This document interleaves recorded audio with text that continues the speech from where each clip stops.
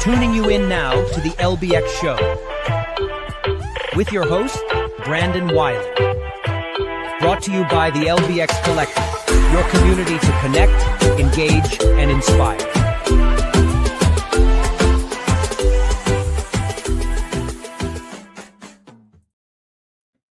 All right. Well, welcome everybody to the LBX show. This is Brandon Wiley. I'm your host, and we have a fully packed show lined up for you today, August 23rd, 2026.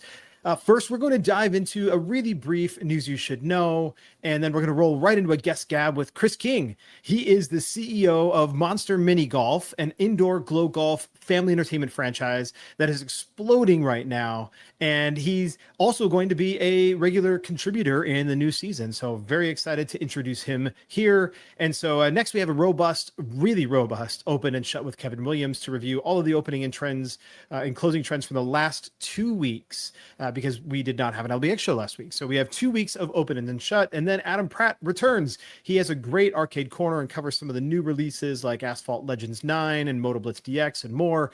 And finally, Chuck Tomonti is also back with promo pro tips, and he talks about how to make your busy season coming up even busier. So coming up after the quick break, we will have news you should know. Intercard makes cashless easy with award-winning readers, self-serve kiosks, real-time reporting, and flexible guest payment options. From play cards and credit cards to mobile payments and QR codes. Since introducing the industry's first card system in 1989, Intercard has helped operators reduce cash handling, increase guest spending, and run smarter venues. Intercard is the world leader in cashless technology. If you aren't already part of their global family of customers, they hope you'll become one soon. Visit intercardinc.com to learn more.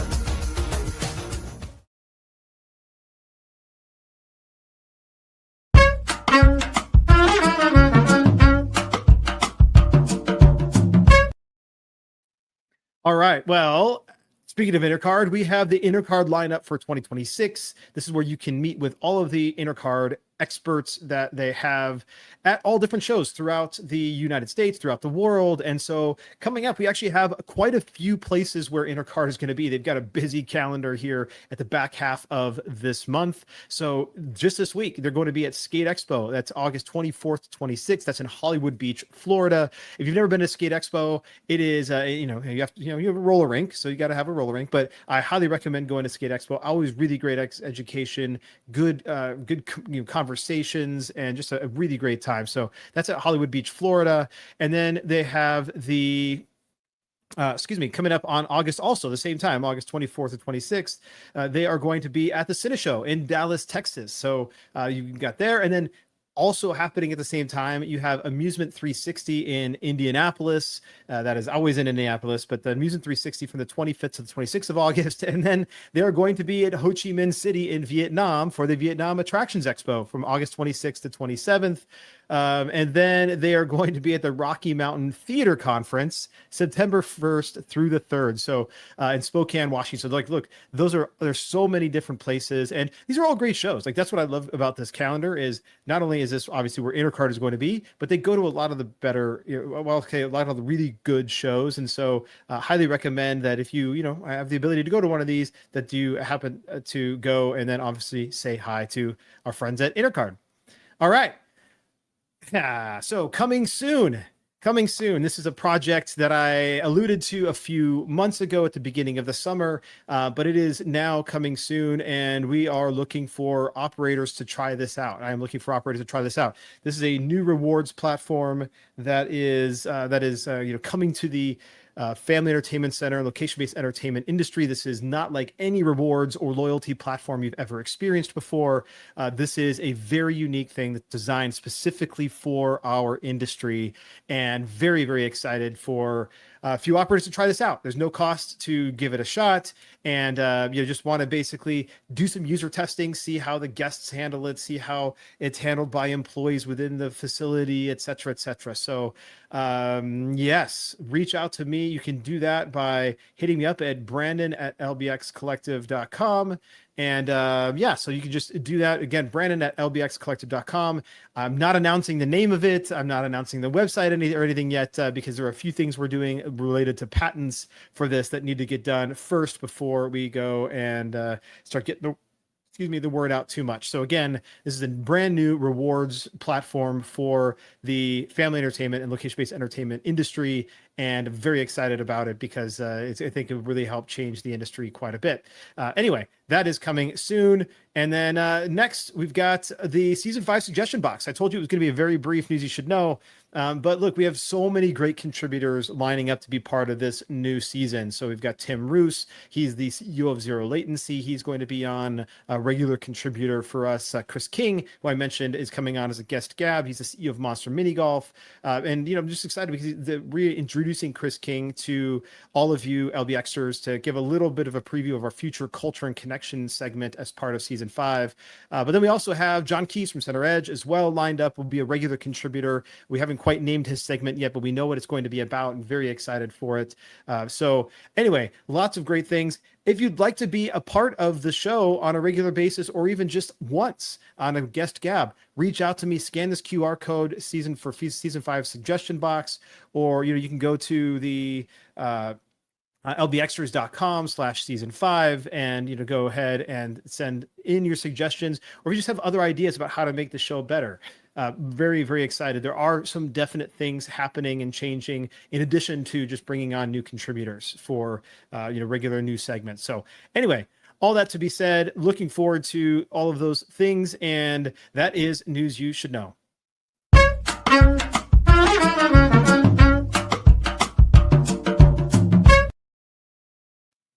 All right. Well, coming up after the quick break, we're going to dive right into Guest Gab with Chris King.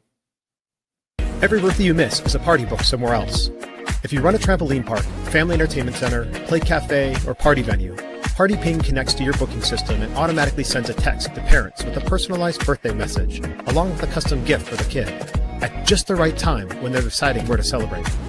Venues using Party Ping see 20% more party bookings. More parties, zero extra work. Check them out at partyping.ai. That's partyping.ai.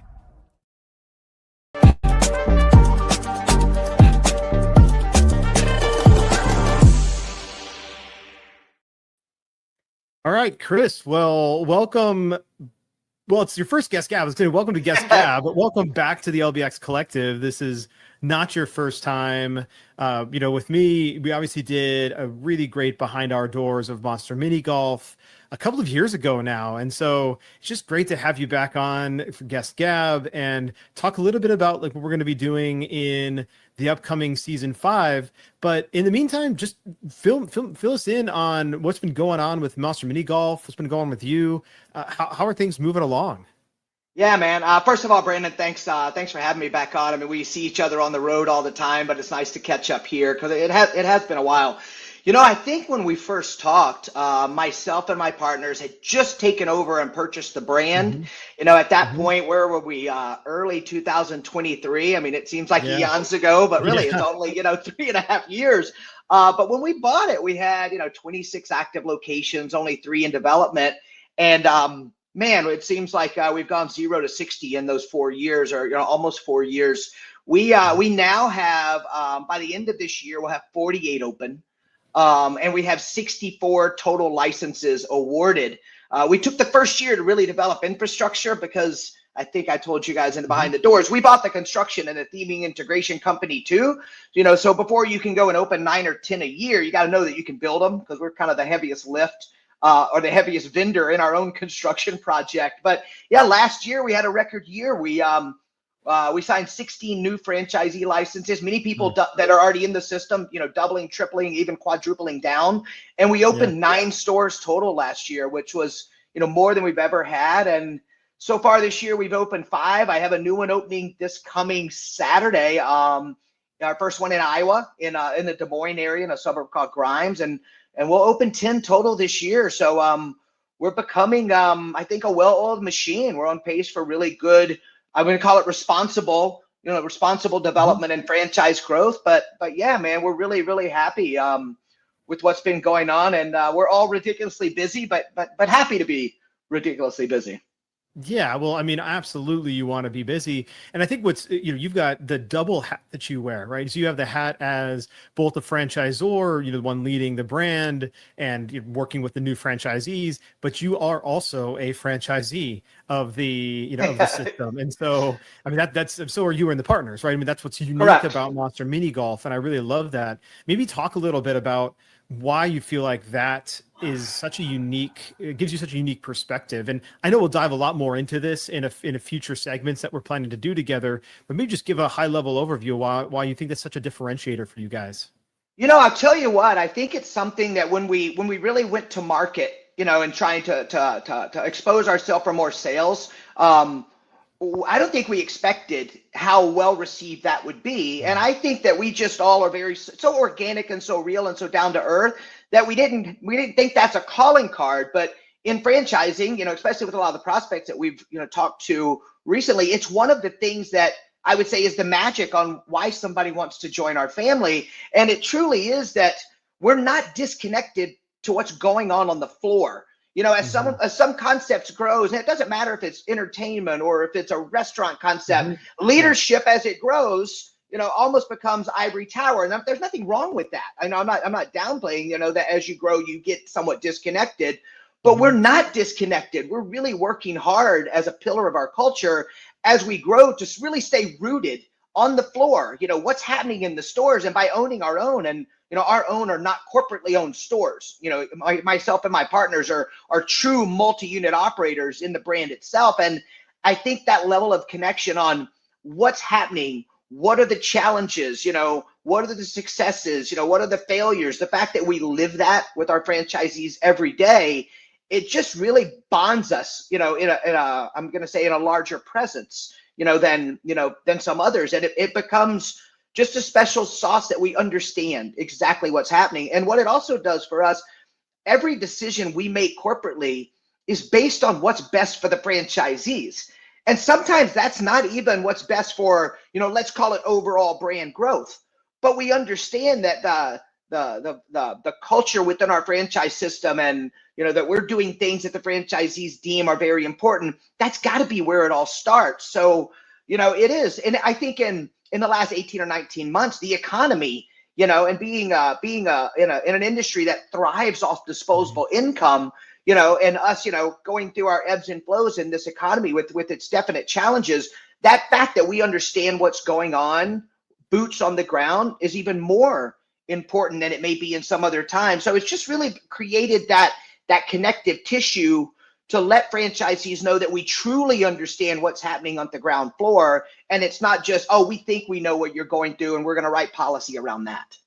Yeah, exactly. Well, and you approach it from a really unique spot. You even said when these franchises come in, they join our family. You really do, I think, spend a little bit more time getting to know the franchisees, making sure they're the right fit for the brand, because you also have a very unique approach to the way that Monster Mini Golf operates their guest experience. So, what you're providing, it's not just your standard indoor blacklight mini golf. There's connectivity to the community. There's really engaging guest experience from I'll call it like an MC. I think you probably have a specific name for it. Yeah, so our family is, and our culture is built on the things that we do at the top need to roll down to the end user, and the end user is the guest, and we call it the master of entertainment. But yeah, on our golf courses and in every phase of our facility, it's about age appropriate real connection with the guests that are in the building and the human. So I mean, a lot of brands will grow just to grow, and you just sell a franchise just to sell a franchise. And that's if that's your model, I'm whatever industry, and I'm not knocking it, it's just your model. We actually say no to people if we know that they're not going to be able to really get passionate at a very human level, whether it be inside the four walls or outside the four walls, working with schools and other pillars and other businesses in the community. If you don't have that, this isn't going to work. So we really try to vet respectfully, on both sides of it. If you're a fit for our family, we welcome you with the other open arms. If you're not a fit for our family, we'll respectfully say, sorry, we just don't think that this is going to work, but we wish you the best, and we hope you find what you're looking for in your entrepreneurial journey. So it's really about holding true to who you are as a brand, what you are as a product, and protecting that culture at all costs. Yeah. Yeah, that's excellent. I mean, and one of the things you mentioned too is connection. You want to have a unique connection with every guest that walks through. And I'm really excited about our upcoming segment that we're calling Culture and Connection. And it's going to be part of season 5. But maybe speak a little bit about how Monster Mini Golf specifically is helping to infuse the local culture with its, within the design, within the experience, and then how that helps lead to a better connection with the guest. Yeah, on a broad level, there's 2 forms of connection. I can go into a million forms of it. Right, We're gonna do Yeah. a lot of deep dives here. Yeah. But I'll go into a design element of connection, and then I'll go into just a guest experience at the product level of connection.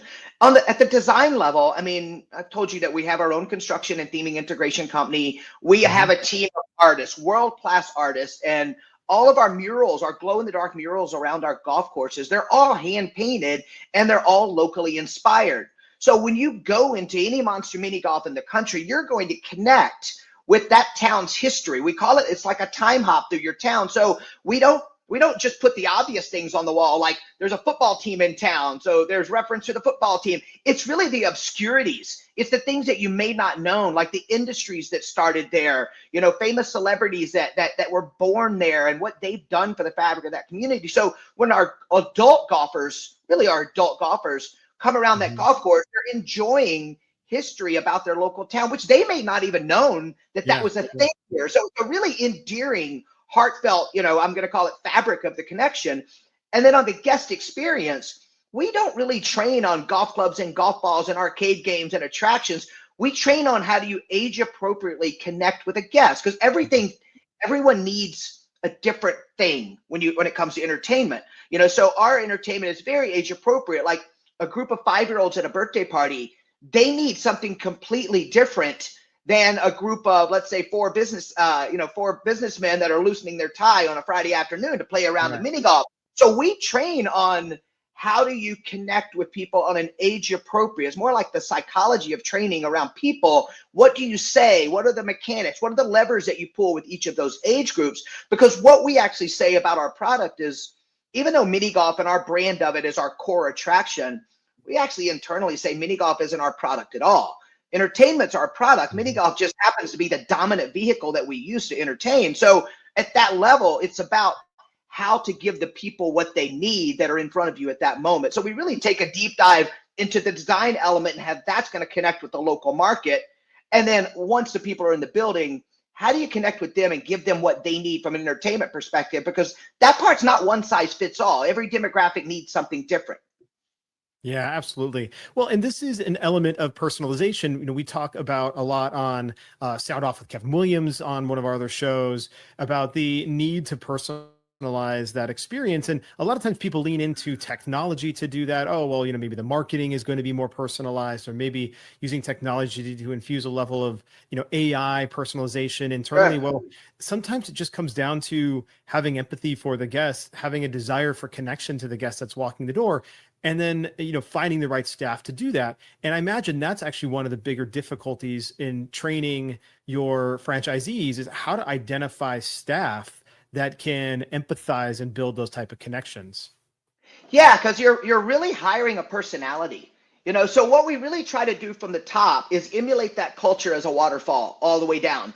What we give at the top, even through the sales process, has to be from the culture and the personality of Monster Mini Golf. So as a franchisee, once they become a franchisee, they understand that expectation of culture. Now, if they can pass it down to what I'm going to call the next level, if they can hire the right managers, because let's face it, in any of our centers across the industry, there's 2 tiers of team members. There's your management level, and then there's, a somewhat revolving door of younger people that are really your team members, if you will. So, the franchisee at the top needs to pass that culture down as they've learned it, as they've kind of drank the Kool-Aid. They need to pass that down to their managers, and then a collective of the manager and the franchisees need to pass that down to the team members. And that even becomes from your interview processes are different. There's questions that you ask that have nothing to do with with what that person's done or what that person wants to do. It's really diving into that personality. Is this person comfortable around people? Are they comfortable? Is this young person comfortable talking with people that aren't their peers, that are much older than them? And let's face it, the challenge with young people today, and I say challenge, but I'm a huge fan of technology. There's a place for technology. There's a place for AI. There's a place for all of that in our world.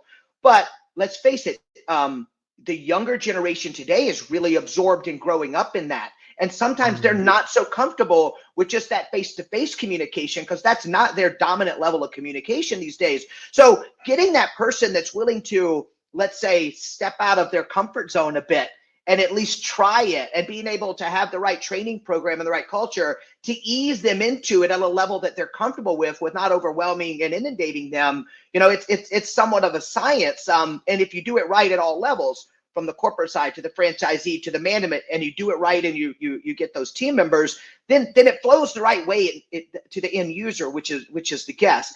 And I think another important aspect of the way we build our model is we build a less is more, even from the physical state. So a lot of our centers are only 9 to 12,000 square foot, and somebody will say, wow, you're on the smaller side. A lot of these adventure parks and things are 25, 35, 45. But I need to find less people with bigger personalities. I don't need 40 of them. I don't need 20 of them. I need 8 to 12 of them. So it's easier for me to find what I need because I don't need as many of them.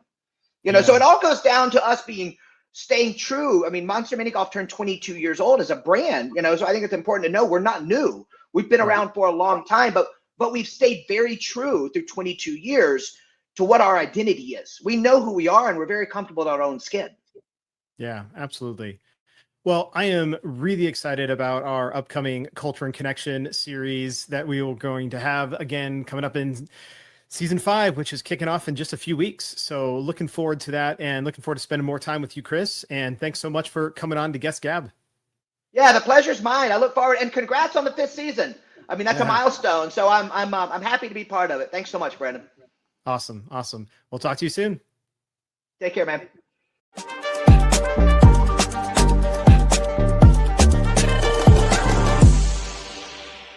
If you run a location-based entertainment brand and want to attract more visitors, check out Radius. They use real-time location data and customized marketing strategies to help brands like yours stand out.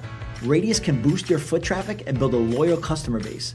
Plus, they're offering a complimentary local market analysis to show you exactly how they can help you grow. Curious? Visit radius.co and ask about your free market analysis. That's RAYDIUS.co.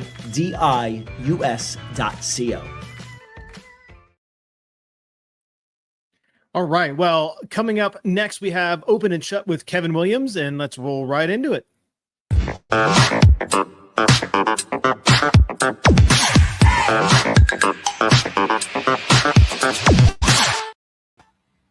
Hey, a big hello and welcome to the latest Open and Shut. I hope I find you well, Brandon. Doing well. Looking forward to this this basically 2-week backlog Open and Shut. So I know we've got quite a bit to review. A lot has happened in the 2 weeks since we had a show.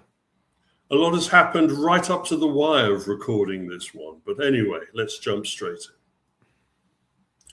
in. And so here's part 1 of 2 parts. It's kind of concerning that we were just away for 2 weeks and then suddenly we're inundated. It is a topic that we will be discussing in Sound Off, which is a phrase you're going to be hearing a lot of during this particular cast.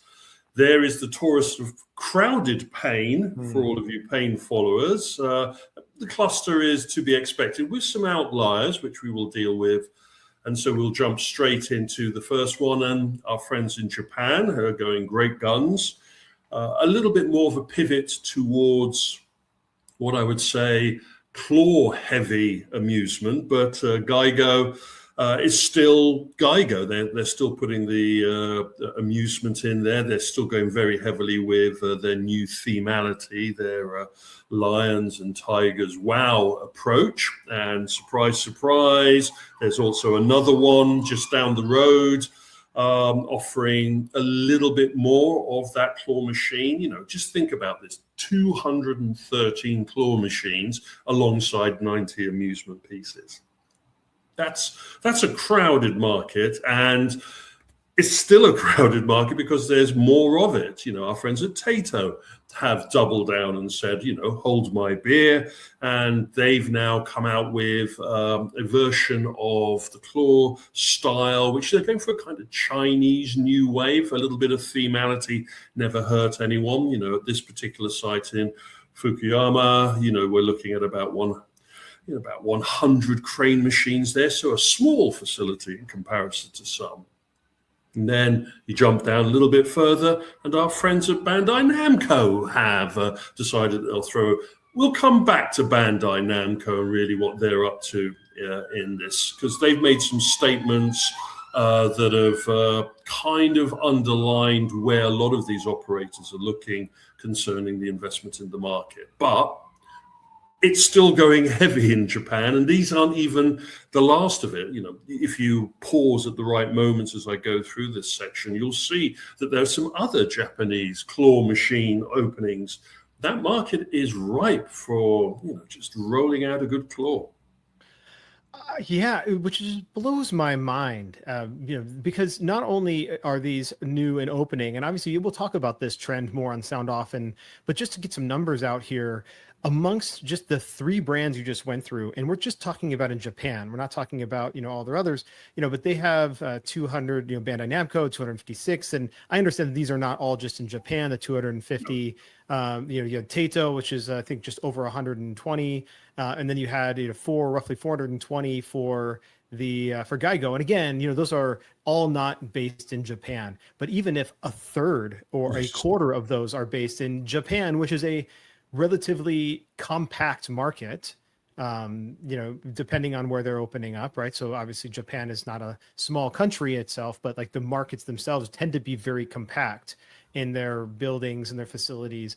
And so you end up with, 200, 250 of these 200 plus, 100 plus crane facilities. It is an enormous number of facilities and cranes. And how differentiated are the merchandise in each of these enough to justify the presence of all these different brands as well? And all of these companies now are reinvesting. So they're approaching their old designs. They're adding AI, smart management technology, smart warehousing. They're readdressing the approach that they're doing, and they're looking to expand. So it kind of tells you how important this market is and why it has a unique trade association just for the Japanese market. Yeah. But we'll go into a little bit more later on. Jumping on, and our friends at Butlins, an English holiday resort. They have worked with our friends at Genda through the UK operation, Play Nation, and they've just dropped in a brand new arcade into the Skaknes facility. And they've dropped in, which is surprising, not Genda crane machines, but E-Lot crane machines. And this is a facility populated with the E-Crane system. I think it's one of the largest installations of the E-Crane system for this particular product line. I'd love to get a chance to see what the reaction is from the Western audience, the UK audience to this, especially from the holiday makers. Is this the kind of arcade that they're looking for? Yeah, and I was actually, so you called it out. I was surprised that it was allowed crane machines going in when, this is a Genda installation. Obviously, it's under the Play Nation brand, but it's basically, it's one of the many, many, many families that exist, families, brands that exist underneath the Genda holding parent company. I wouldn't be surprised if E-Lots just worked out that it may have made a slight mistake by giving so much information to Genda. And if I'm sitting here in 12 months' time talking about a brand new Genda E-Lot style machine, then we'll know, exactly where the cards fell there. Yeah. Moving on and taking over an old facility. Funny enough, this is a site in Kansas that used to be a karting and amusement site. It didn't go anywhere. It's got stripped, and now it's been turned into clubhouse. And Clubhouse is really your Topgolf light kind of approach. It's offering you some shooting bays, some cocktails. And for me, it's a laid-back approach to doing a Topgolf. Maybe it's a cost-effective, laid-back approach where you don't have to build, such a big entity to serve such a small audience. Yeah, and this is really, frankly, the number of bays that I think Topgolf should be doing. Exactly. 36 hitting bays. I mean, for Wichita, Kansas, I didn't have a chance to pull up the population density, but that seems probably right size. Although there's probably a number of other driving ranges, but this is more than just a driving range.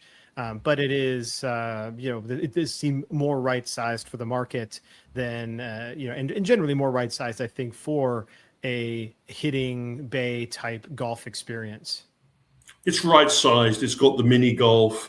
It's got a reasonable structure. It's at a price point that I can see working within the environment. My only concern is that it's going to be very weather specific. And, this isn't Florida. They are going to have to be a seasonal operation unless they're going to come up with a way of heating those open hitting bays. But we will see how well this particular franchise does, because I get the feeling also by the stylization on the website and the approach that this may not be the first Clubhouse that we're going to be talking about. Yeah, definitely agree with that. And the one last thing I'll just call out here is their menu. So they have a really unique menu, but specifically they have a breakfast menu. So they're definitely, I think, expecting people to come have brunch, go and do go hit some balls, and then either hit some balls first, then have brunch or whatever. But this is definitely an all-day establishment, which is, I think, also unique compared to most of the Topgolfs and other these types of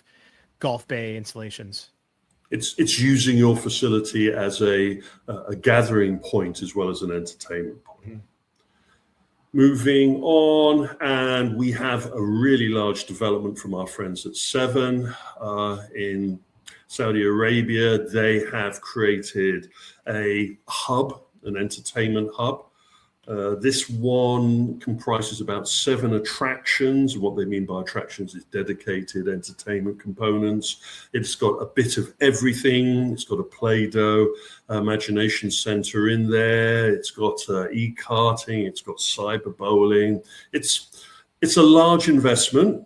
300 million kind of dollar investment into this operation. It is part of a key rollout where the Seven is looking at a number of these kinds of localities. I'll go into more detail about what this represents, but just the TLDR is that I feel that this is a kind of an Area 15 kind of approach to entertainment for this particular region.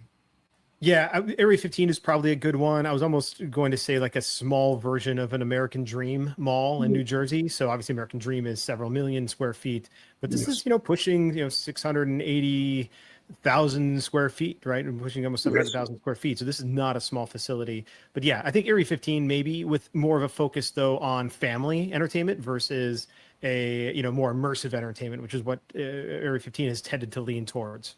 And this is a bigger part of the pie that Seven is involved with at the moment. But again, I'll hold my powder dry there.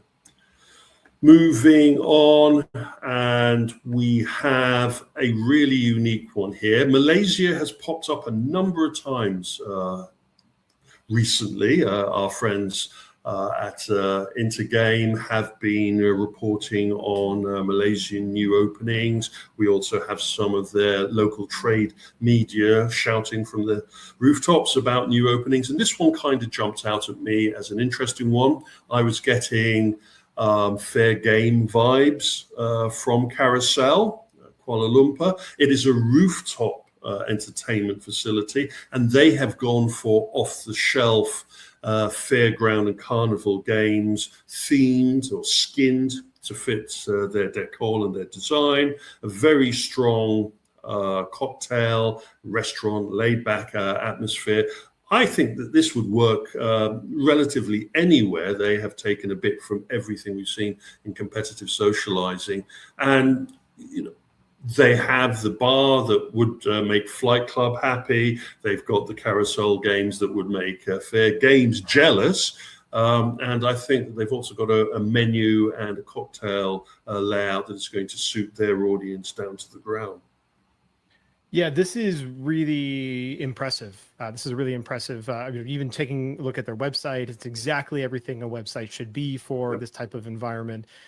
Shows me everything about their facility. In fact, I will while I'm talking here, I'm just going to go ahead and share my screen because their site just gives you a good feeling and feel for what the experience is going to be, and that's exactly what these sites should be.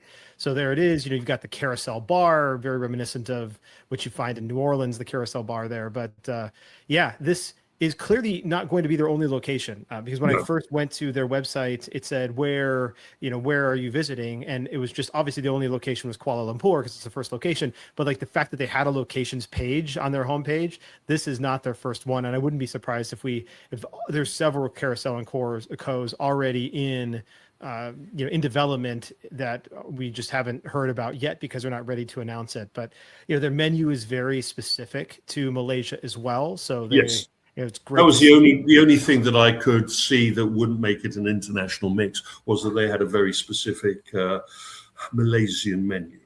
Yes, exactly. But this is one of those that if they're thinking about they will tailor their menu to the particular location where they're based. And yes, I think this could do very well in other markets, both Eastern and Western markets. And I wouldn't be surprised if we see this. I'm a big fan of these types of facilities, Fair Games and Carousel and Co. These, as you know, but very much excited to see where they go from here. As long as their games match the quality of their representation, a little piece of free consultancy. If I was a hotel chain, I would be looking at this as a possible drop-in that could bring some very interesting repeat visitation. Yeah, absolutely. Moving on, and our friends at 5 Iron Golf continue their expansion. This is an important milestone for them, their 50th facility, franchise facility chain. It is the previous cookie cutter, no competitive socializing here other than maybe a light touch of some pool tables.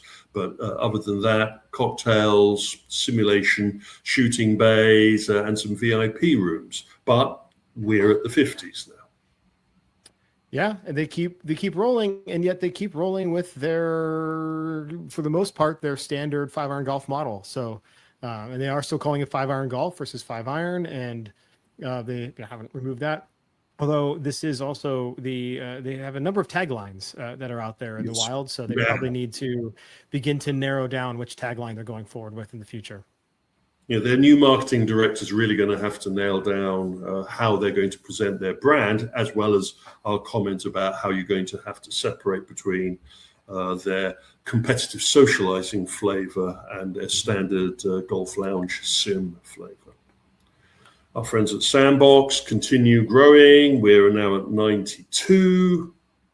North Carolina's had quite a lot of new entertainment drop-ins here. The only thing that really jumped out, or didn't jump out at me regarding this was, of course, this site doesn't have the robot. No F&B here.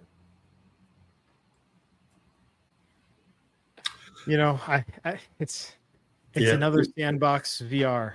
It's another one, but 92, we're getting close to that magical 100, and hopefully when we get to 100, we can drop the pretense and explain what their plans are going forwards from that point, but we're gradually getting there.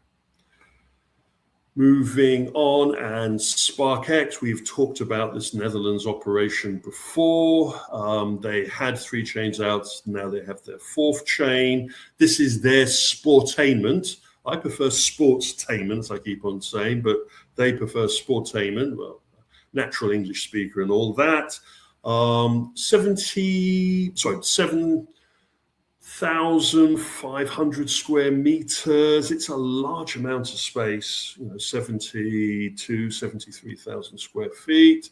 They have 42 attractions in there, all active play, some of them gamified or gaming, some of them more traditional physical activities there.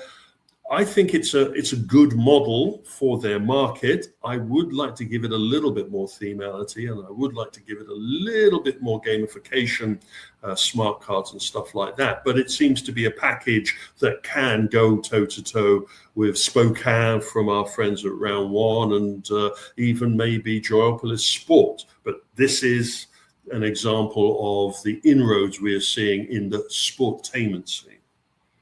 Yeah, and it is interesting. You know, they have some interesting mix of attractions here. You know, this is probably closer to the Joyopolis Sport than it is to Spocha. Spocha is really much more just analog sports. So they have a bunch of sports courts and arenas and everything else, but not a lot of digital, or phygital experiences. Where this seems much more like the Joyopolis version of their sports. There's also some Korean sportainment facilities that I've come across doing some research. So there is a lot bubbling underneath the surface regarding sportainment that we need to keep an eye on. And I think SparkX is in a good position to play in that very fast-moving water. Mm-hmm. Again, Malaysia again, Kuala Lumpur again, a basement family entertainment center or mini theme park, indoor theme park. It's been there since 2003, and they have taken the decision to strip out or modify their e-karting space in their basement and now add projection. It isn't a projection map, so this isn't 100% what I would call spatial augmented reality. This is adding illumination and dark light. So let's call it a black light karting experience with additional illumination. We will touch upon this again when we are talking in Sound Off, but I wanted to kind of illustrate what we saw back in March and April at the Chinese show regarding the need to add some level of gamification and themality to a conventional karting track. The Malaysians already can see that they need to keep up with the game. I'm wondering how many Western facilities are thinking about that. Yeah, I'm actually really surprised how few Western facilities have put in augmented karting at this point. And I know we're going to talk a little bit more about it in Sound Off, but just one thing to note for those who are looking at some of the photos here and maybe haven't taken a look. So Times Square theme park in Kuala Lumpur, very much like I would say the closest analog that we have here in the US is the Nickelodeon theme park that's part of the American Dream or the Mall of America. So big, large indoor theme park with some smaller format roller coasters and a bunch of other flat attractions and flat rides. Babylon Park for the Europeans, Lette World for our Koreans, that kind of reasonable attractions indoor entertainment facility. And they feel that they need to keep up with the Joneses, and so have gone for this Kart Wars edition. But again, we'll touch upon that a little bit more. Escape rooms, we don't often talk about escape rooms, we don't often talk about mission rooms, but because of our friends at Activate and such like, Time Zone and all the others, we need to think about how they fit into the market. And here in the UK, we have escapologists.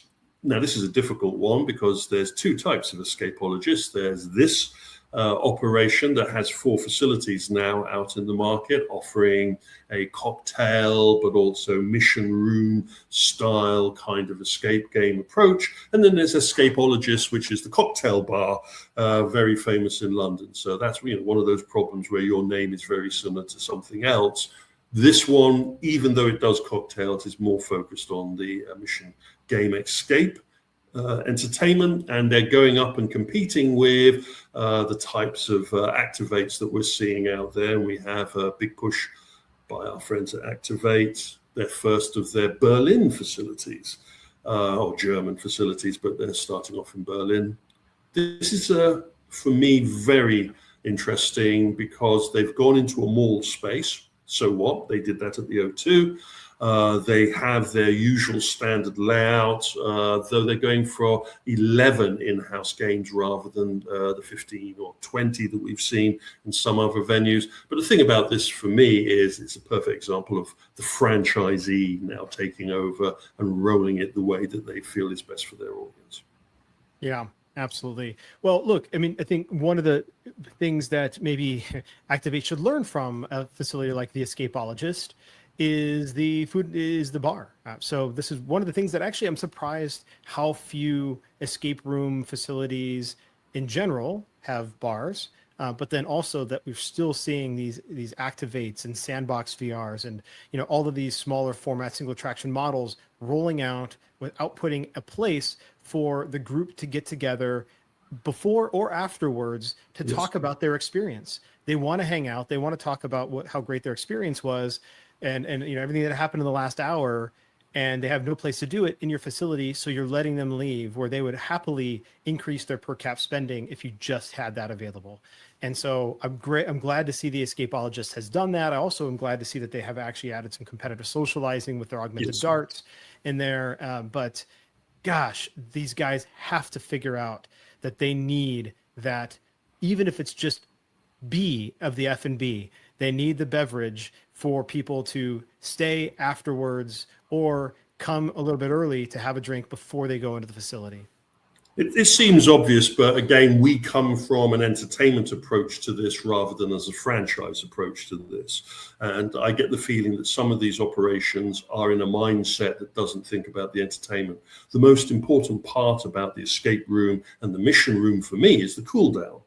The post-mortem, where everybody says who made the mistakes and how they wish they'd improved on it. And if you're smart, your games master actually interacts with these individuals as they're cooling down after their game session, having a drink with them and building a relationship with them, which will help with repeat visitation.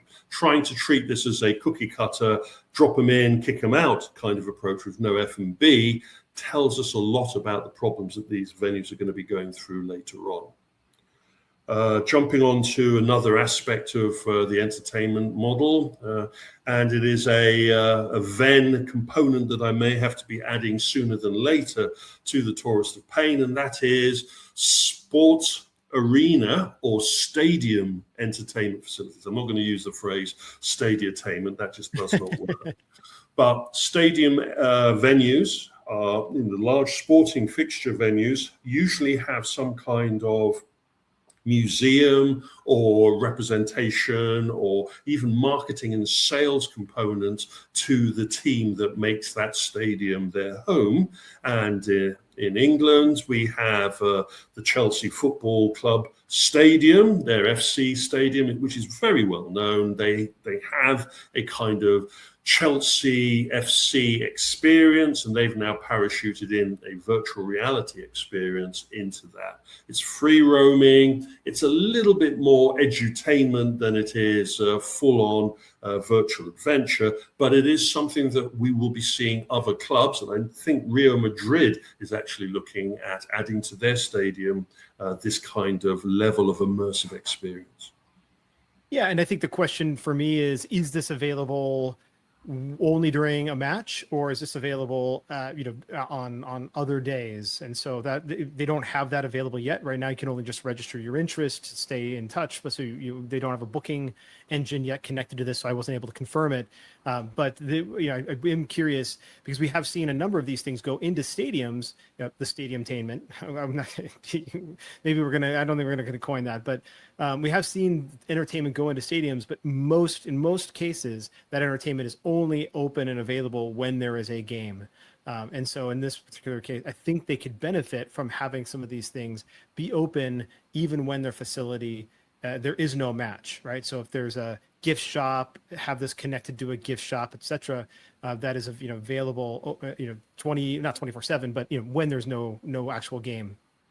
I was waiting for the Fever logo to appear in the bottom corner as I was scrolling down. I get the feeling that this will be a register to attend, and that they will control the entry into this as they have done before with their visitor center around the games rather than not 24/7. But again, as you say, it's an attraction that they need to utilize as much as possible. Carrying on, and again talking about those mission rooms and those escape room kinds of approaches, we have a new entrant into a very crowded market, Prison Island. We have an Indianapolis facility opening, 27 mission rooms within their space, all kind of, from what I can see from the video, they're all very skilled centric group activity. It reminds me of Crystal Maze. It reminds me of Time Mission. It reminds me of the general format. And this is a pivot away from what we would normally see from the escape room business. The mission room business offers some unique elements. One of the biggest ones being you don't necessarily need a dedicated games master to help people through. Yeah, absolutely. And, tends to be much more collaborative, physical, there's physical elements. So, here we've just got their website. Again, another great website utilizing real video from the facility. These were probably hired, either, hired people to come in and film. That's the way you do it. But they've done it the right way. So this is impressive. I am curious if we're going to see more Prison Islands. This is obviously Prison Island with Indianapolis underneath it. My feeling exactly. Makes me think that this is not the first time we will, or the last time, excuse me, that we will see this this mission room brand pop up. I think they're going to prove with this flagship facility that they've got the model right, and then roll them out as fast as possible, able to compete in a very crowded market, as well as picking up the tired escape room business as well. We have to be mindful that some of those escape rooms out there are independent, and they've been going for over 10 years. And some of them, the staff have moved on, the operators have moved on, and they can have their business eaten by a new kid on the block. Keep a very close eye on the mission room business. I think it's one that's going to be nipping at our heels very soon. Carrying on, and we go to the shots and the sales and the developments. So right into the midst of it, we're kind of going backwards here. We've already talked about it in Sound Off, but because we've missed a week, we get to talk about it. Sorry, in an open and shut, we get to talk about it now. And Gravity Arcade, we have our told you so moments. It didn't really last that long. Opened December 2024, and it closed its doors at the beginning of August. It is obvious that it didn't have the themality, it didn't have the entertainment appeal, and it was right next door to a Gravity trampoline or Gravity Active, so there was confusion as well. But anyway, this is gone. No word on what's going to replace it. The signs are still on the windows telling you what you do with the points that are stuck on your card if you were unlucky enough not to empty your player card of all of its points. Yeah, we did talk about this a little bit more on last week's Sound Off, since we are now, since we did miss a week. Otherwise, we would have covered this on the, on Open and Shut last week. But yeah, I mean, again, we called it not surprising, unfortunately. But again, this is another one of those that, look, for better for worse, whether Gravity is figuring out how to brand themselves or not, the one thing they do very well is experiment. Yes. And so this was obviously an experiment that didn't work, and they also didn't try to carry it on longer than it needed to or than they should have. And so they found that it wasn't doing what they needed to. They shut it down and they move on to the next thing that they're doing. So I think Gravity has a lot of experiments out right now, and I'm not sure that they're all doing great, as we've alluded to as well. But at least they are not afraid to try new things.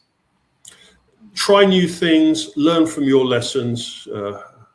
As a friend used to say, there's no such thing as mistakes, just opportunities to learn from.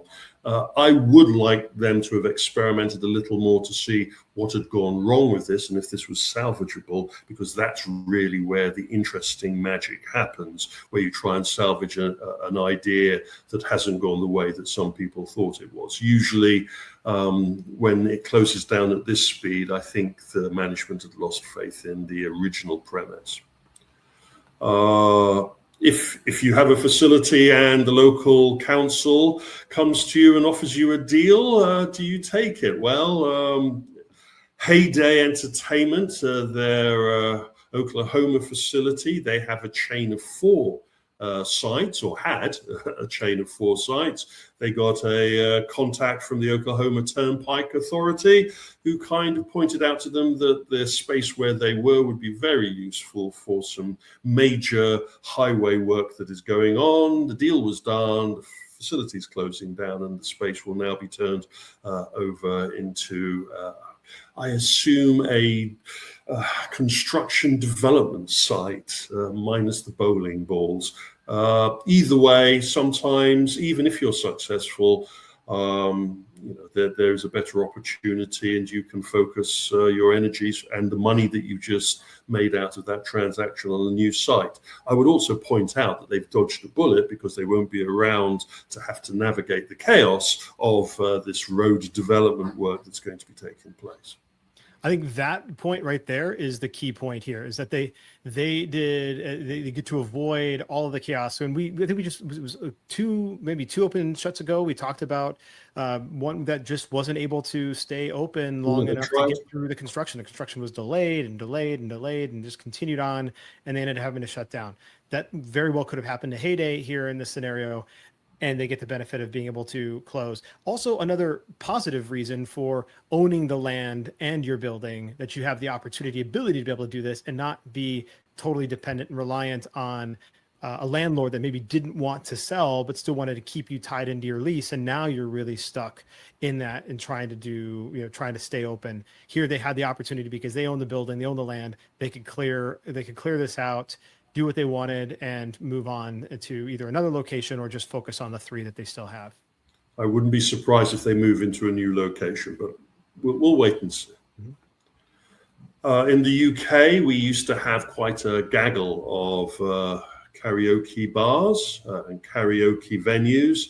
They've kind of cooled down and become more dedicated, or components to existing entertainment venues. Bars have added karaoke boxes or pods to their venues, and that kind of has hit the traditional side. And one of the older popular karaoke venues, Karaoke Box, has announced that it's fallen into administration and will be closing down its Soho and its Mayfair facility. Been going since 1997, so it is one of those elder statesmen of the karaoke game, and I think they will be bowing out, and someone else will be taking over. And I know of at least 2 facilities going into the City of London's competitive socializing Gulch that have added sing pods,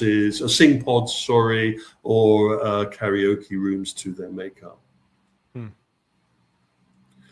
Carrying along, and if you happen to have $79,000 burning a hole in your pocket, then there is a North Carolina what I would call active laser tag amusement and VR venue available to you. I don't think the VR is that big. They've really doubled down on the active laser tag, which is those higher level, more militaristic laser tag shooting experiences with a bit of an arcade room. Their blurb says that they've had an investment of $200,000 into the facility, so it's going at a steal. At 79,000. Well, I'll take that on the chin. I'm just showing that, these are the kinds of conditions that we're in at the moment. And we've already been talking about the North Carolina market today. Yeah, this is one of those that just really struggled to really figure out who it was. It had its tactical laser tag, but it also had some VR. But they had Battle Ball, which is their version of. I mean, it's not even their version. It's literally gel blasters, but they do gel blasters outdoors. So it's a 1 acre field, and then they have a rage room. So it's one of those just kind of funky mixes that didn't really have, I think, a solid grounding in to use pun unintended, but a solid grounding in what they were and who they were. Well, to continue the puns, they missed the target, and the one thing they never spent with that 200,000 was a decent web design. Oh, that's true. I wasn't even going to try to bag on that. Oh, I had to navigate that just to try and understand, and I was losing my. I look forward to whoever picks this up being able to brush this down and give this the TLC that it deserves, or populating it with the entertainment that the audience there deserves.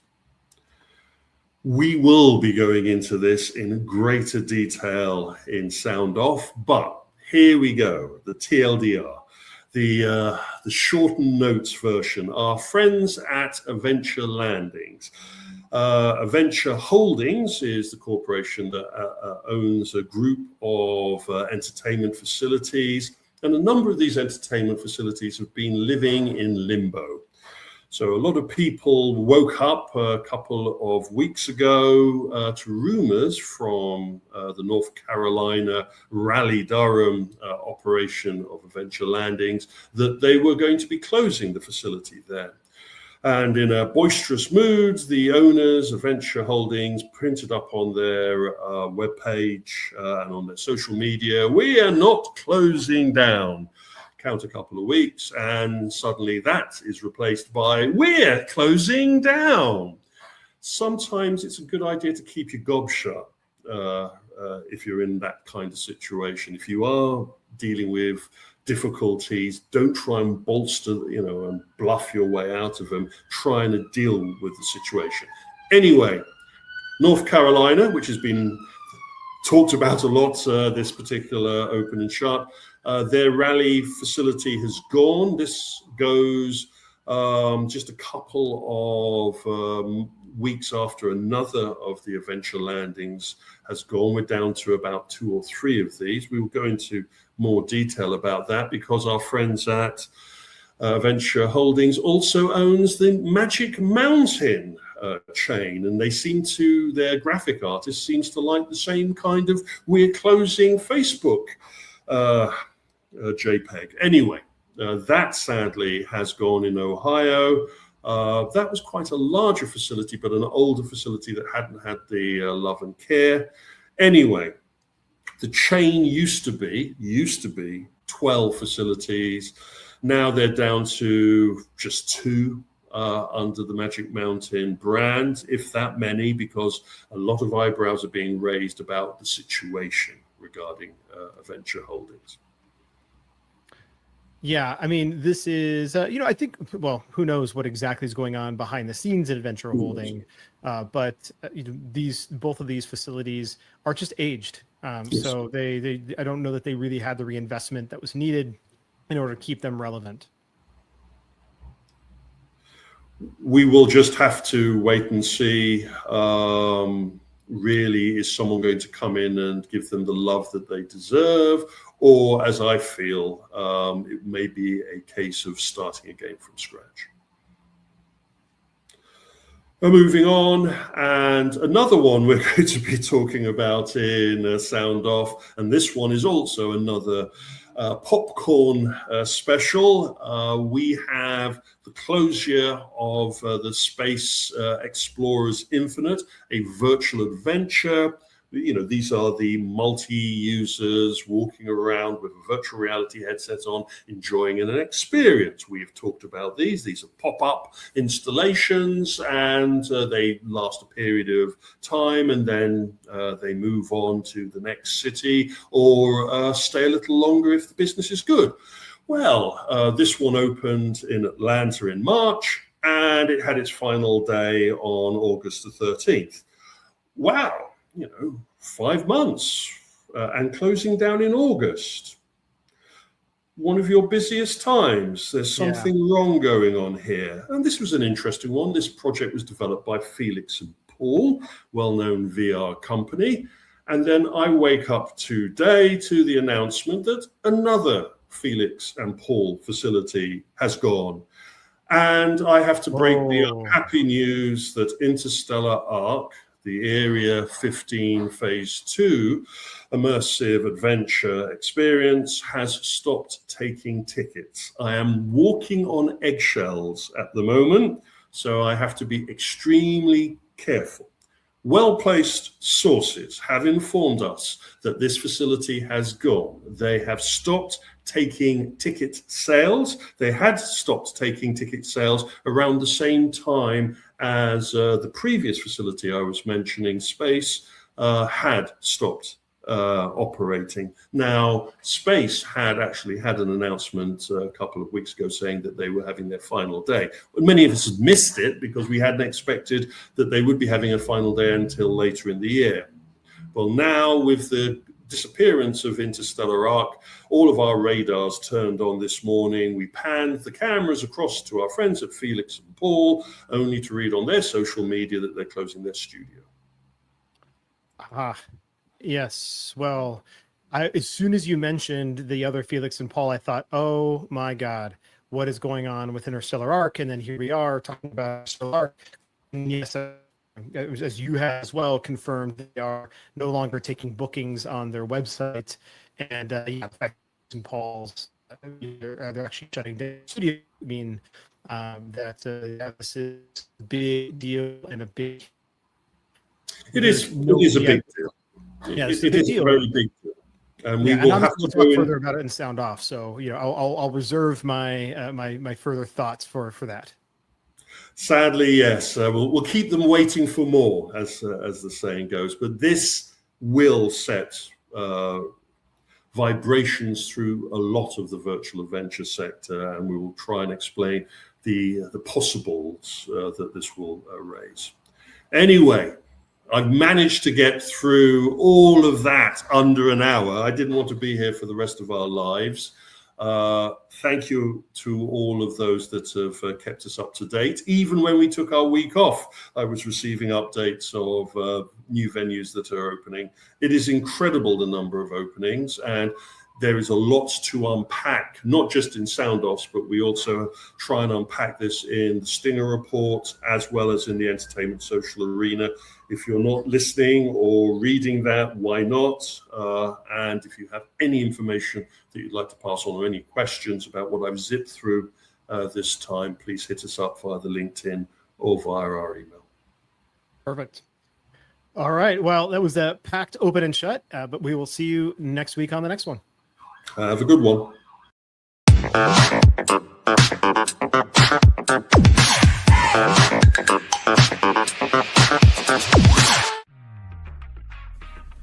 Intercard is the only cashless system designed, developed, and manufactured all under one roof. They introduced cashless technology to the amusement industry and have been leading the way for over 30 years.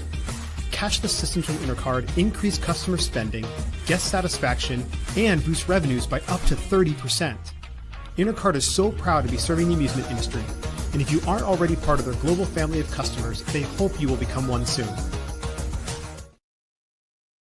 All right, well, that was an insanely packed open and shut, but we have Adam Pratt with Arcade Corner coming up next, and then right after Adam, we have Chuck DeMonte with Promo Pro Tips.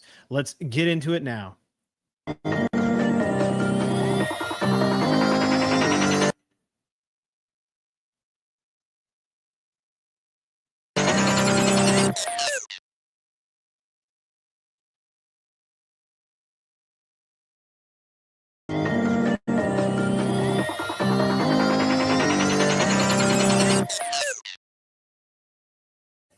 Hey everybody, it's Adam Pratt with Arcade Heroes here, back for Arcade Corner after a short hiatus. I wasn't on vacation or anything. I wish I was, but particularly got injured on my foot moving arcade games, broke my toe. And so that's been loads of fun and kind of derailed me on certain things, particularly in getting recording. So let's do some catch up. We have a few games that have actually hit. I mean, this summer's been very weird. I mean, I know there's been lots of production problems going on behind the scenes, particularly with the Iran war, with where oil prices have been, that they've hit China a lot, and so petroleum affects plastics production. That in particular has caused some disruption as prices have increased as well.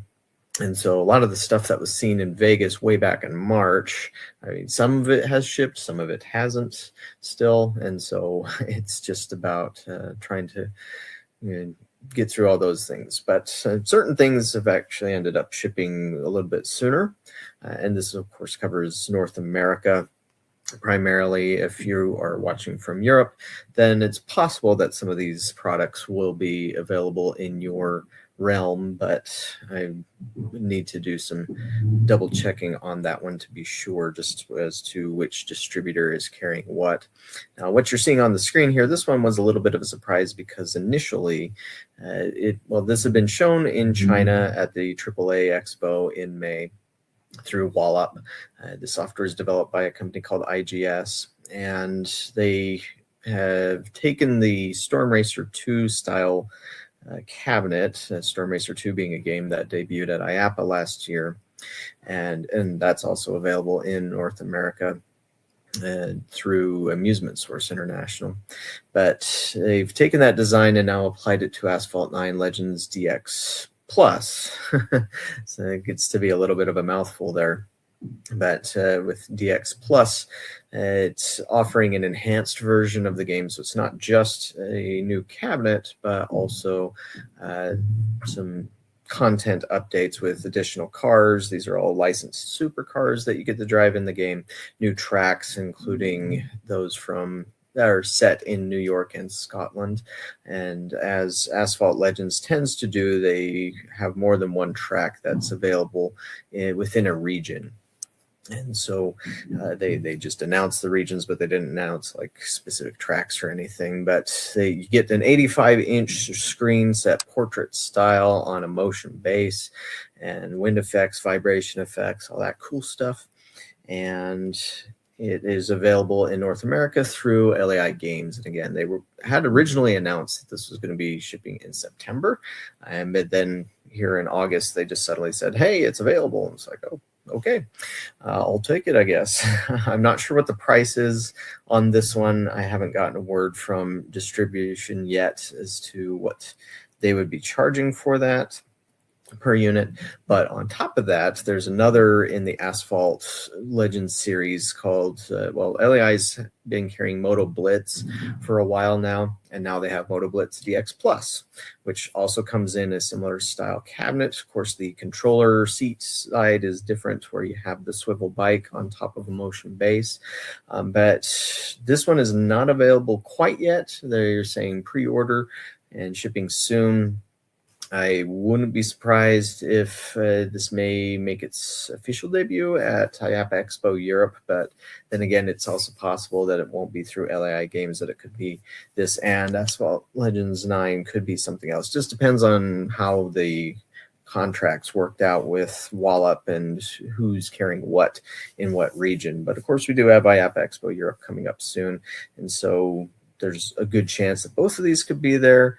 And if they aren't for whatever reason, then IAPA in November definitely should have both of these games, at least in particular at the LAI Games booth. But the coolest thing about both of these games is that you can actually link them to each other. And so you can have, say, 2 Moto Blitz DX Pluses linked with 2 Legends plus 9 plus 1. All these names with long titles getting mixed up and everything. But either way, you can connect the two together. And now, if you just bought Legends 9 plus, you can have up to 4 linked. But if you add on the Moto Blitz DX Plus, then you can add even more. So you can have up to 8. So 4 individually, as you see on these photos here. But if you connect them both together, then you can have up to 8. And then you can have super bikes, racing, super cars there, which is a nice little innovation, I think. I mean, don't think it's exactly the first game to ever do that, but it's certainly one of the more high-profile ones to do so in modern times. But that's not all. We have other games. So Alan 1, they've been a little bit quiet lately, and I'm no longer involved with them as I was for a time, but I've been still trying to get answers as to when their latest games have been shipping out, and found out that their 3 newest games that you see here, this is Breakout Recharged, Caverns of Mars Recharged, and Yars Recharged, have all been released and released in the summer, and so those are also available to order now. So if you're looking for something that's more retro style that you want to have in your venue, then they're a great way to go. A new retro style game as opposed to just remaking an old game.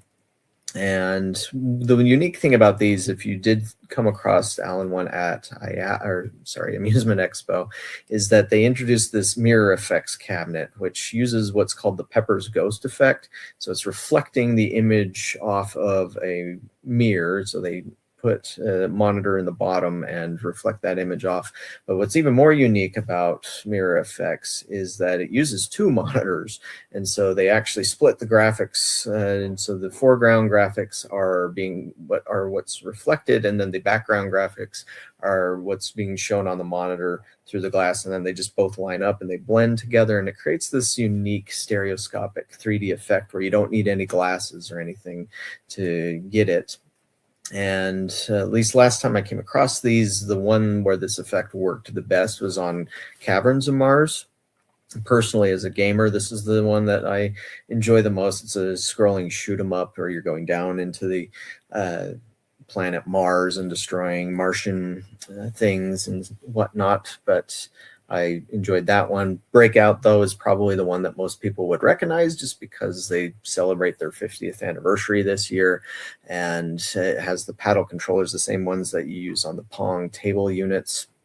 And then Yars, that might be a little bit more obscure. If you're into Atari at all, then you probably remember Yars Revenge, where you play as a fly in space and you're eating a shield thing and running away from this flying space saw. It's a little bit weird, but that one also is out. But this version is, if you're familiar with Yars Revenge, this is a little bit different from that original Atari 2600 one. It's like a twin stick shooter. So you move with one joystick, you shoot with the other. Just whichever direction you push the firing stick will choose where you're shooting at and all that. But even though these particular games are all based upon these console versions, each one has changed. The Alan one has not only added this hardware to it, they've also changed a lot about the software. I can attest to that, because while I was working with them, I was able to contribute ideas to enhance these and providing feedback and whatnot to make them better games than the $10 console versions. But those are available now. I think they're available for either $6,200 or $6,400. And so that also puts them among the few games that are available on the market under the $10,000 range. I would be shocked if the Asphalt Legends games were under 20, because that's where it seems that most racing games are at these days. Now, speaking of racing games, particularly motorcycle racing games, I'm pretty sure that Eunice has released Cyberpunk 2077 Chrome Rush to the market, as I was told that they received their shipment of games into their Canadian warehouse on, I think it was July 31st or July 30th or something along those lines. But I keep asking him, it's like, hey, can we publish a story about these? Can I get more media about them? And I just kept being told to wait. And so, I mean, given that they received it, unless they're just doing testing and taking their time on testing, this one also should be available. I think I saw a price on a twin unit is somewhere around 26 to 28,000, somewhere around there. Ask your distributor to be sure. But that should be available and bringing a proper Cyberpunk video game to the market. I know some of the Cyberpunk fans weren't happy with LAI's shooting gallery model. I liked that one because it did something very different with mixed reality technology and shooting galleries. But if you just want a proper racing game based in the cyberpunk universe, which a lot of people connect with, then that should be available from Unis. Also in racing, lots of racers today. We have Disney Speedstorm Arcade from Adrenaline Amusements has hit the market.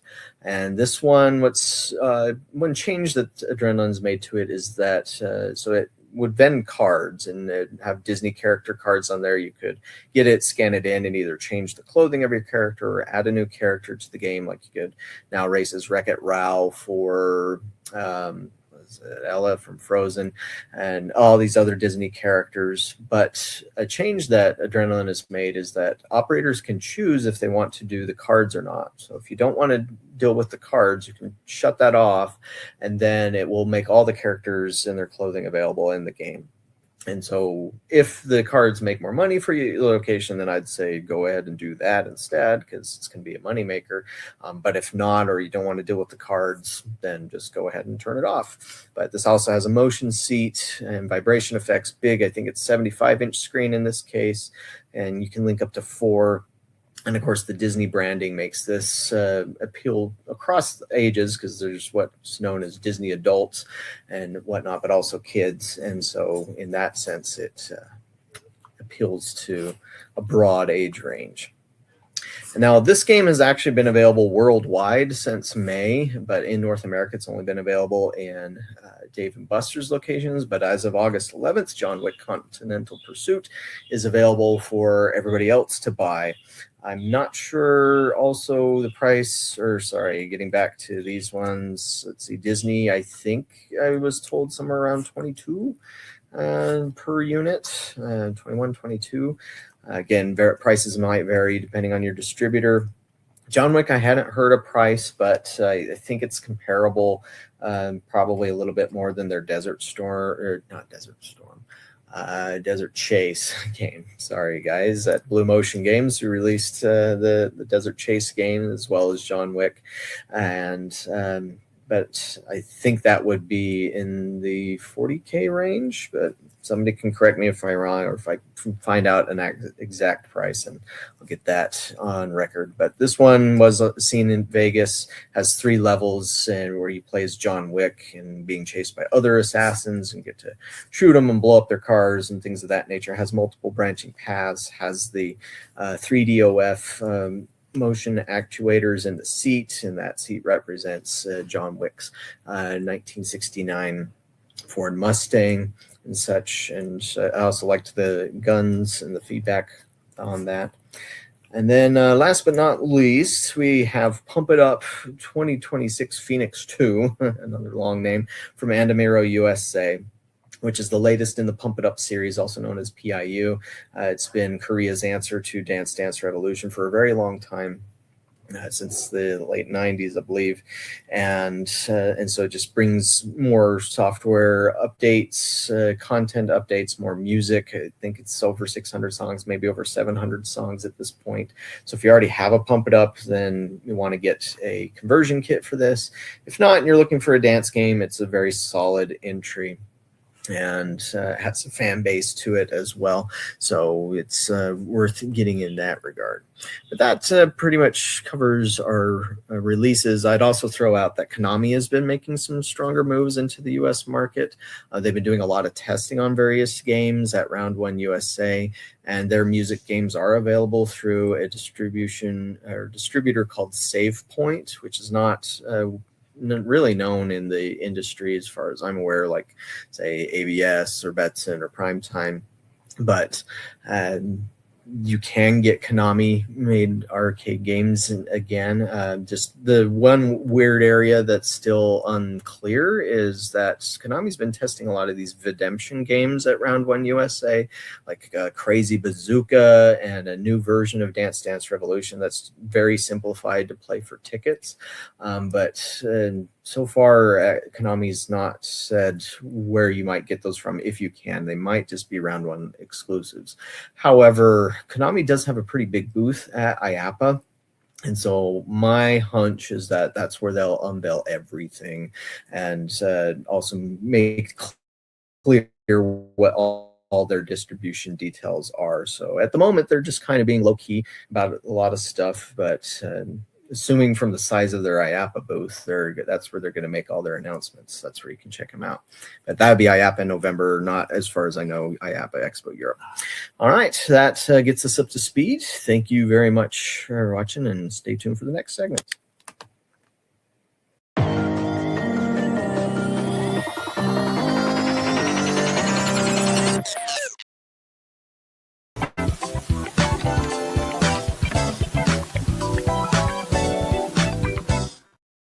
Hello and welcome to Promo Pro Tips with Chuck DeMonte. That is me. And today I want to discuss how we can help you make your busy season that is coming up for most locations, right?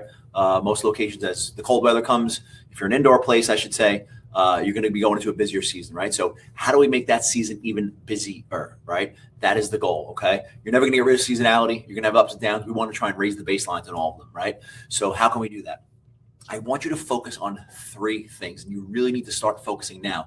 People often confuse or get timing of marketing wrong, right? They think, I want to start being busy in the busy season, so I'm going to start putting more marketing on, when it starts getting colder in October, November. It's like, no. You should start marketing now. People start seeing it now. They start making plans now. They start going, oh, yeah, I want to go to that place. And, when it gets cold, you got to stay top of mind, right? So you need to start marketing now. So what do you need to do to start marketing now? 3 pieces. I want you to focus on digital marketing, grassroots marketing, and events that you could throw, right? And there's a lot of overlap to all 3, right? So digital marketing, why digital marketing? It is the easiest way to get in front of people at probably the cheapest cost, to get in front of the most people, to stay in front of people, right? So what does that mean, digital? Email marketing, right? A lot of you guys are not doing email marketing consistently. Organic social media posting, right? Everybody's got a phone, guys. Put some posts out, right? Paid advertising, okay? The Google and the Metas of the world had made it so much easier to do it. Now, listen, can a professional do it much better than you? Probably, right? But even a little budget is going to get you somewhere. Think about how people are using Google, right? They are, using it to search where they want to go and looking at their Google Maps, right, of where to go. Even something in Google now called Performance Max, right? That's been around for a while, but it's getting better and better for location-based entertainment brands. Go create a Performance Max campaign. Use your AI. Hey, how do I create a Performance Max campaign, right? They're intuitive. They sort of, it'll drive results with a few $100s, right? So, getting digital, right? Again, email, organic posting, meta ads, right? Across Facebook and Instagram, super easy to run, right? Again, could a professional do them really, really well? Of course, but you could do them to an extent where you could drive results. Now, you're not going to be able to maybe track the conversion tracking and get to see where every dollar went and what it got you for revenue, right? But I promise you, people are seeing them, right? Awareness is the top of the funnel for any damn business on the planet, right? People need to know about you, right? So stop worrying about, I put money into here, but it didn't work. And it's like, how else are people going to know about you, right? Are you knocking on every door in your community and saying, hey, we got a place down the block that you should come to? No, you're not. So how are people going to know about you other than maybe word of mouth, right? But first you got to get people in there. That's a snowball, right? So email marketing, Google ads, Performance Max, meta ads, organic posting, right? With a little time and effort, those could all be achieved and not much budget, right? So that's digital. Get on your digital game, okay? Community grassroots marketing. Reach out and partner with people local to you, right? Have outbound and group sales, right? Offer them something free, right? We just started doing an email for somebody to the Boy Scouts and offer them a free, a couple free passes to come in and check out the place, right? One person already accepted, okay? Doing cold email outreach like that, right? So reach out to people, right? It's outbound sales. A lot of times people go, I want, bigger corporate bookings or bookings like that. And they think, it's not necessarily so lead gen based, meaning, paid ads for that, right? It's really outbound sales. You got to reach out to these people, okay? Community is also partnering with people local to you that have a similar demographic that you guys could piggyback off of each other's audience and lists, right? So if you are a, say you're an older or 21 and up or 18 and up, and you're a sort of a social entertainment type of place where you come and you have darts and mini golf and drinks and cocktails and food or whatever. Maybe you part with the brewery down the store, right? They have a new a beer that they're coming out with and do a launch there, or I don't know, get creative where you can have a little event together and piggyback off of each other's audience and network, right? If you skew younger, right? So, get a comic book store that's going to have Pokemon stuff and have a little Pokemon event, and be careful how you promote that, right? Because, they'll send you a cease and desist. But I don't know, get creative, right? Partner with people local to you so you guys can each piggyback off each other's audience, okay? And do that consistently. And I used to have a difference of opinion on this, but now I'm really like, sometimes you go, let me make the non-busy days, the Mondays through Thursday, right, busier, right? It's like, you're going against customer buying habits. People go out on the weekends. People work during the days. They're tired at night, right? You have a smaller audience, right? Let's make the busy days busier, right? Throw one of these events on a Saturday, right? Do it on a Saturday morning where maybe it's not as busy, but people are still going to come out, right? If you have a cool event, and then the rest of the day is busy. So make your busy days busier, right? Don't fight against the tide, okay? And then last but not least is the group events, which I kind of touched on that already, is, doing sales and outbound outreach, right? Go get tools like Apollo. It's not expensive, apollo.io. There's other tools that are just databases of people's information. You can get their phone number, their emails, right? And then email them, right? Email them, call them, say, hey, I'm the owner, I'm the manager, right, of, such and such place down the block. And, we'd love to bring you guys in, invite you in for a free tour and a couple free passes. And, again, that's how it's done. Now, that's time consuming. Maybe you can find somebody to do that, right? And send out some emails to them and maybe use a lead scoring list where if somebody opens the email, then you call them, right? So at least you have, a target of people you're calling. They saw your email now. So, get creative, right? But that's how you're going to make the busy season busier, is those three things. Start doing digital marketing, okay? Reach out to your community to plan events with them. See what you could be active in. See if you could go have a booth somewhere. See if you could do that. You could go be somewhere, right? And then number three is that group and outbound sales, right? Get in touch with the local community to have events at your place. So get busy now, okay? Start doing these things now so your Q4 and into the winter is busier than ever.